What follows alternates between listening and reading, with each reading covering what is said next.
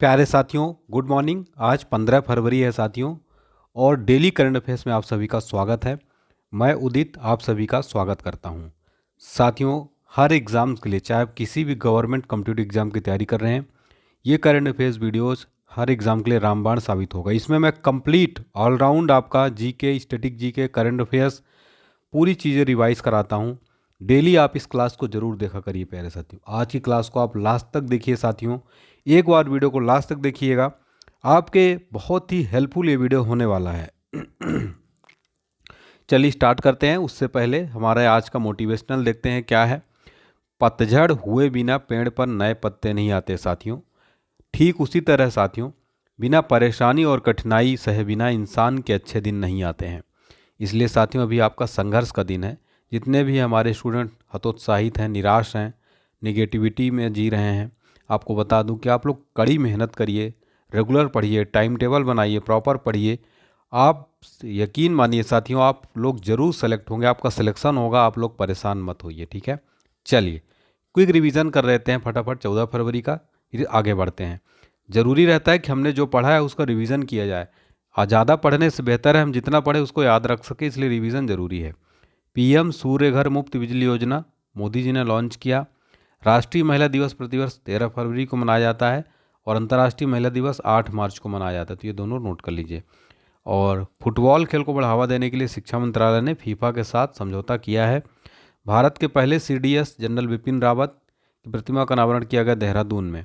और दत्ता जीरो कृष्णराव गायकवाड़ निधन हो गए, क्रिकेट के खिलाड़ी थे, क्रिकेट से संबंधित थे। राष्ट्रीय उत्पादकता दिवस 12 दिसंबर को मनाया जाता है। भारतीय नौसेना कर्मियों को हिरासत में लेने का कारण था जासूसी। और उषा किरण का निधन हो गया, वह संबंधित थी, लेखिका थी। वर्ल्ड गवर्नमेंट समिट 2024 का आयोजन कहाँ किया जा रहा है? दुबई में। दुनिया की पहली एयर टैक्सी शुरू होगी दुबई में। और यूएई के पहले हिंदू मंदिर का उद्घाटन करेंगे मोदी जी, जो हैं कर चुके हैं, ठीक है। चलिए अब देखते हैं आज का हमारा जबरदस्त करंट अफेयर्स। आज के काफ़ी बहुत महत्वपूर्ण करंट अफेयर्स। पहला क्वेश्चन है, हाल ही में किस राज्य सरकार ने स्वयं योजना लॉन्च की है? तो हाल ही में ओडिशा गवर्नमेंट ने साथियों स्वयं योजना लॉन्च कर दी है। अब ये योजना क्या है? ओडिशा राज्य की एक सरकारी योजना स्वयं योजना। इसके तहत क्या होगा, जो वहाँ की युवा हैं, यूथ हैं, उनको 1 लाख रुपए तक का जो है ब्याज मुक्त, यानी कि उसमें इंटरेस्ट नहीं लगेगा, ब्याज मुक्त लोन दिया जाएगा। ये निर्णय लिया गया है ओडिशा सरकार द्वारा। इसका जो पूरा खर्चा है वो राज्य सरकार उठाएगी, ओडिशा सरकार उठाएगी। इसमें जो पात्रता होगी साथियों, कि 18 से 35 वर्ष के जो युवक हैं इसमें जो एलिजिबल रहेंगे इस स्वयं योजना के लिए। और इसके तहत 2 वर्षों में 672 करोड़ रुपए लगभग खर्च किए जाएंगे, ठीक है। तो हमने स्वयं योजना के बारे में पूरी यहाँ पर अपडेट ले ली है, जानकारी ले ली है। चलिए अब यहाँ पर देख लेते हैं। चूंकि इस प्रश्न में क्या बात हो रही थी, राज्यों से रिलेटेड योजनाओं की, तो हम यहाँ पर अभी हाल ही में जितनी महत्वपूर्ण योजनाएं हैं जो आपके अपकमिंग एग्जाम में 2024 में योजनाएं पूछी जाएंगी, पूरा रिवीजन कराऊंगा मैं, और डेली रिवीजन कराऊंगा। जब तक आपको याद नहीं हो जाएगा तब तक मैं हर प्रश्न में ऐसे रिवीजन कराता रहूंगा। वन डिस्ट्रिक्ट वन स्पोर्ट योजना किस राज्य सरकार ने चालू की है? तो आपको बताना है यूपी में। नेक्स्ट नोट करिए, प्लास्टिक दो सोना लो योजना कश्मीर सरकार ने शुरू किया था, कश्मीर में। और मुख्यमंत्री ग्राम गाड़ी योजना झारखंड सरकार द्वारा शुरू किया गया था। लाडली बहन योजना काफ़ी चर्चा में रही, मध्य प्रदेश सरकार द्वारा शुरू किया गया। अंडा और दूध योजना केरल सरकार द्वारा। हर घर गंगा जल आपूर्ति योजना बिहार सरकार द्वारा। और अम्मा और बहनी योजना सिक्किम सरकार द्वारा। एक पंचायत एक खेल का मैदान केरल सरकार द्वारा शुरू किया गया था। साथियों यहाँ पर देखिए, ये सारी योजनाएं तो आपने नोट कर ली। अब यहाँ पर इस प्रश्न में ओडिशा की बात हो रही है, तो ओडिशा से रिलेटेड देखिए साथियों, काफ़ी क्वेश्चन जो आपके एग्जाम में पूछे जाते हैं। स्टैटिक जीके के महत्वपूर्ण क्वेश्चन, ओडिशा के जो फर्स्ट सीएम थे साथियों वो कौन थे? हरे कृष्ण मेहताब थे। तो ये नोट कर लीजिएगा। अगर आपसे कोई एग्जाम में ये प्रश्न एक बार अभी हाल ही में बना था, कलिंग का प्रसिद्ध युद्ध किस वर्ष लड़ा गया था? क्योंकि मैं इसलिए बता रहा हूँ क्योंकि एग्जाम में पूछा गया था, ओडिशा से रिलेटेड 261 ईसा पूर्व में लड़ा गया था। साथियों एग्जाम में एक प्रश्न बार बार पूछा जाता है, कोणार्क जो सन टेम्पल है जो उड़ीसा में स्थित है, उसको विश्व विरासत स्थल का दर्जा कब दिया गया था? 1984 में दिया जाता था कोणार्क सन टेम्पल को, सॉरी 1984 में थी, 1984 आप लोग नोट कर लीजिएगा, ठीक है। फिर एक मोस्ट इंपॉर्टेंट क्वेश्चन है साथियों, भुवनेश्वर से पहले उड़ीसा की राजधानी क्या थी? कटक थी, ठीक है। और देखिए कोणार्क सन टेम्पल जो 1984 में इसको विश्व विरासत का दर्जा दिया गया था, इसका निर्माण किस शासक ने प्रारंभ करवाया था? वेरी इंपॉर्टेंट क्वेश्चन है। कोणार्क सन टेम्पल का नरसिंह देव प्रथम ने किया था। तो ये भी आप लोग नोट कर लीजिएगा, एग्जाम में बार बार पूछा जाता है, ठीक है। हीराकुंड बांध है किस राज्य में है? ओडिशा में स्थित है। हीराकुंड जो बांध है साथियों, ये ओडिशा में स्थित है। तो सारे पॉइंट आप लोग नोट कर लीजिएगा, ठीक है। तो ये क्वेश्चन जो साथियों ओडिशा से रिलेटेड मैंने सारे लगभग क्वेश्चन बता दिए हैं, ठीक है। आपको अगर आप वीडियो पसंद आती है, मैं आपके लिए साथियों ऐसी जी तोड़ मेहनत करूंगा आपके लिए, ताकि आपका एग्ज़ाम क्लियर हो, एक जगह आपको कहीं भी भटकना ना पड़े। हमारे चैनल पर आपको कंप्लीट जो है सोल्यूशन मिल जाए करंट अफेयर जीके जीएस का। इसलिए हम लगातार मेहनत करें। आप लोगों ने हमारी बात कल रखी साथियों, हमने बोला था 500 लाइक का आप लोगों ने पूरा को, इसके लिए तहे दिल से शुक्रिया। हमने बोला था कम से कम 100 स्टूडेंट कमेंट करो, वो भी आपने पूरा कर दिया, मुझे बहुत अच्छा फील हो रहा है साथियों। आज का टारगेट लाइक थोड़ा बढ़ाते हैं, 550। अगर मैं आपके लिए मेहनत करता हूँ तो आज केवल 550 टारगेट लाइक रखते हैं। उम्मीद करता हूँ आप लोग सब पूरा करेंगे। और आप लोग जितने बच्चे कमेंट किए सबका मैंने पढ़ा है। आज आप लोग जो है कम से कम 120 स्टूडेंट कमेंट करेंगे और फीडबैक लिखेंगे। अगर आपको वीडियो अच्छी पसंद आ रही है तो लिखिए यस सर बहुत अच्छी क्लास है, नहीं आ रही तो भी आप लोग लिख सकते, कोई दिक्कत नहीं है, ठीक है। तो प्लीज़ आप लोग जल्दी से वीडियो को लाइक कर दीजिए, फिर आगे बढ़िए और कमेंट कर दीजिए कि आपको अगर क्लास अच्छी लग रही है, ठीक है। चलिए आगे बढ़ते हैं। वार्षिकांक करंट अफेयर्स डिस्क्रिप्शन बॉक्स में लिंक है, 99 का प्राइस है, परचेज कर लीजिएगा। देखिए फिर हमारा क्वेश्चन नंबर 2 है, जनवरी महीने के लिए ICC men's player of the month award किसे दिया गया है? आपको बता दूं साथियों, आईसीसी द्वारा जो है हर महीने जो बेस्ट खिलाड़ी होते हैं उनको एक अवार्ड दिया जाता है, प्लेयर ऑफ द मंथ का अवार्ड। तो जनवरी 2024 के लिए ICC player of the month का अवार्ड दिया गया समर जोसेफ को। ये कहाँ के हैं, किस देश के ये खिलाड़ी हैं? तो आपको बता दें कि आईसीसी ने जो है वेस्टइंडीज क्रिकेट टीम के तेज गेंदबाज जो है समर जोसेफ को जनवरी मंथ का player of the month award दिया गया है। आपको बता दें कि ये जो समर जोसेफ है ऑस्ट्रेलिया में जो अभी टेस्ट सीरीज हुई थी ऑस्ट्रेलिया के साथ, तो इन्होंने अच्छा प्रदर्शन किया था और समर जोसेफ पुरुष ICC player of the month का अवार्ड जीतने वाले पहले वेस्टइंडीज के खिलाड़ी बन गए हैं ये। और अगर बात की जाए यहाँ पर महिलाओं की साथियों, महिलाओं को दोनों कैटेगरी में दिया जाता है, मेंस और वुमेन्स में। तो महिलाओं के लिए आयरलैंड की प्लेयर है एमी हंटर को player of the month award दिया गया था। तो ये आप सारे पॉइंट साथियों नोट कर लीजिएगा। पुरुषों के लिए समर जोसेफ को, महिलाओं के लिए एमी हंटर को दिया गया। और ये कहाँ के, वेस्ट इंडीज के हैं और एमी हंटर आयरलैंड के, इनके कंट्री भी एग्जाम में पूछ लेता है, ठीक है। चलिए ये हैं देखिए समर जोसेफ, ठीक है। अब साथियों यहाँ पर खेल से रिलेटेड बात हो रही है, अवार्ड से रिलेटेड। मैं यहाँ पर आपको पूरे 2024 में और मोस्ट इंपॉर्टेंट जो क्वेश्चन है एग्जाम में पूछे जाएंगे रिवाइज करा देता हूँ, ध्यान से करिए, नोट करते चलिएगा। खेल रत्न पुरस्कार विजेता, खेल रत्न जो है मेजर ध्यानचंद्र खेल रत्न पुरस्कार किसको दिया गया था? सात्विक साईराज और जो है रंकी रेड्डी को दिया गया था खेल रत्न पुरस्कार, इसलिए वेरी इंपॉर्टेंट है। अर्जुन पुरस्कार 2023 दिया गया था, इसमें एक खिलाड़ी क्रिकेट के थे मोहम्मद शमी, काफ़ी चर्चा में रहे, तो इनको भी दिया गया था अर्जुन अवार्ड। आपको कमेंट सेक्शन में बताना टोटल कितने खिलाड़ियों को 2023 में अर्जुन अवार्ड दिया गया, कमेंट सेक्शन में बताइए सभी स्टूडेंट। टाटा आईपीएल 2023 की विजेता कौन थी? टाटा आईपीएल 2023 कौन जीता था? चेन्नई सुपर किंग ने जीता था। ऑस्ट्रेलियन ओपन 2024 के विजेता कौन थे? जनिक सिनर थे। माका ट्रॉफी 2023 कौन जीता? गुरु नानक यूनिवर्सिटी। खेलो इंडिया यूथ गेम 2024 का विजेता कौन था? महाराष्ट्र था। तो ये खेल से रिलेटेड दोस्तों सारे इंपॉर्टेंट पॉइंट बहुत इंपॉर्टेंट है, इसको आप लोग जरूर नोट कर लीजिएगा, ठीक है। चलिए आईसीसी का फुल फॉर्म क्या होता है? International cricket council. हमारा अगला क्वेश्चन है, हाल ही में काजी नेमू को किस राज्य का राजकीय फल के रूप में मान्यता दी गई है? ठीक है, स्टेट फ्रूट जो है किस राज्य का बना है ये? असम का जो है काजी नेमू को राजकीय फल के रूप में मान्यता दी गई है। असम के जो कृषि मंत्री अतुल बोरा ने हाल ही में घोषणा की काजी नेमू जो कि एक प्रकार का क्या है, नींबू के किस्म है, इसको राजकीय फल के रूप में मान्यता दे दी गई है। आपको बता दें साथियों कि जो काजी नेमू है ये जीआई टैग दिया गया था। जीआई टैग क्या होता है? इसका फुल फॉर्म सबसे पहले आपको पता होना चाहिए, जियोग्राफिकल इंडिकेशन। ये जीआई टैग क्यों दिया जाता है? तो उस विशेष क्षेत्र में अगर भौगोलिक क्षेत्र में कुछ एक विशेष जो प्रोडक्ट होता है उसकी पहचान के लिए, ताकि उसके लिए जीआई टैग सरकार द्वारा दिया जाता है, ठीक है। पहला जीआई टैग भारत में किसको दिया गया था? दार्जिलिंग चाय को दिया गया था। आप चाय को दिया गया था, ठीक है। तो ये ध्यान रखिएगा, इस फल को मध्य पूर्व सहित कई देशों में निर्यात किया गया है, ठीक है। तो काजी नेमू को जो है राजकीय फल जो है दिया गया था, ठीक है। काजी नेमू को जो है राजकीय फल बना गया असम का। चलिए असम के बारे में बात कर लें तो असम का स्टैटिक जीके जो एग्जाम में कई बार पूछा आता है, राजधानी दिसपुर है। असम राज्य का गठन कब हुआ? 26 जनवरी 1950 को।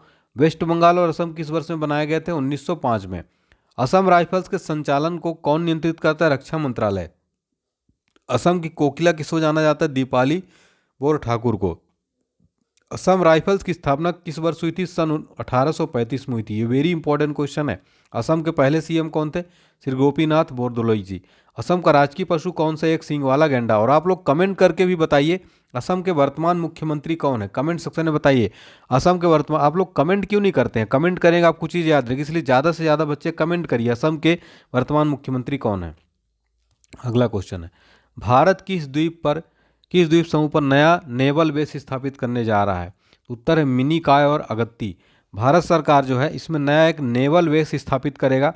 लक्षद्वीप और अगत्ती और मिनिकॉय द्वीपों पर नेवल बेस स्थापित करेगा। इसका उद्घाटन करेंगे भारत के रक्षा मंत्री राजनाथ सिंह 4 या 5 मार्च को। भारत ने इस क्षेत्र में अपनी सैन्य ताकत बढ़ाने के लिए कदम उठाया है। आपको बता दें मिनिकॉय द्वीप 9 डिग्री चैनल पर स्थित है, जो मालदीव से मात्र 524 किलोमीटर दूर है। ठीक है, चलिए हमारा अगला और मोस्ट इंपॉर्टेंट क्वेश्चन है, यूनाइटेड वर्ल्ड रेसलिंग ने हाल ही में किस देश के रेसलिंग फेडरेशन का निलंबन रद्द कर दिया है? तो हाल ही में आपको याद होगा कुछ दिनों पहले जो है यूनाइटेड वर्ल्ड रेसलिंग ने जो है भारतीय कुश्ती महासंघ को जो निलंबित कर दिया था, लेकिन अभी जो है इसको हटा लिया गया, निलंबन तत्काल प्रभाव से हटा लिया गया है। तो 23 अगस्त को पिछले साल जो है इसने अस्थायी तौर पर निलंबित कर दिया था, क्योंकि कुश्ती महासंघ तय समय पर चुनाव कराने में विफल रहा था। यूनाइटेड वर्ल्ड रेसलिंग कुश्ती के खेल के लिए अंतर्राष्ट्रीय शासी निकाय है ये। नेक्स्ट क्वेश्चन है, यूपी सरकार ने बेहतर आपदा प्रबंधन के लिए किसके साथ समझौता करने का फैसला किया है? तो आईआईटी रुड़की के साथ यूपी सरकार ने बेहतर आपदा प्रबंधन के लिए आईआईटी रुड़की के साथ जो है एक समझौता किया है, एग्रीमेंट किया है।